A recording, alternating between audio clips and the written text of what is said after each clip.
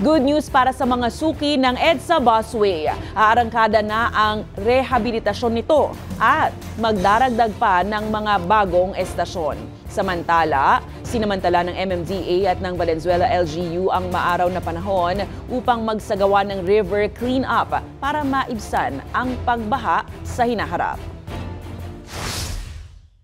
Sanipuwersa ang kagawaran ng transportasyon at budget and management sa pag-inspeksyon sa isasagawang EDSA Busway Rehabilitation Project.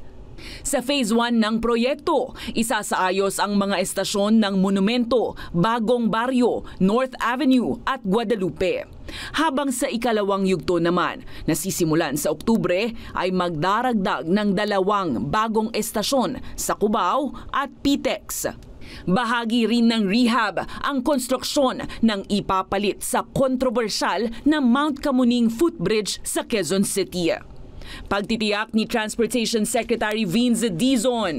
Ang priority natin, yung mga commuter. No? Kasi for the longest time, lagi nakatutok lang tayo sa sasakyan. So ngayon, it's about time. Commuters naman ang ating iniisip. Inaasahang matatapos ang 412 million peso rehab project sa 2026. Samantala, nagbayanihan na ang Metropolitan Manila Development Authority at Valenzuela Local Government sa paglilinis ng Maykawayan River sa boundary ng Valenzuela at Maykawayan, Bulacan. Gamit ang malalaking backhoe, tinanggal ang samut-saring basura na nagbabara sa lagusan ng tubig tuwing umuulan.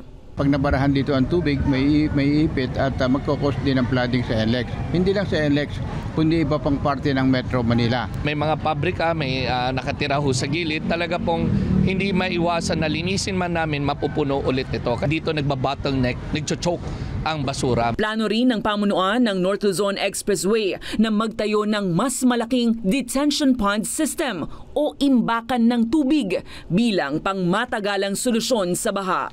Ating NLEX kasi may cistern dyan sa may Valenzuela, sa may Paseo de Blas kung saan nagbaha. Kaya lang hindi na kinaya.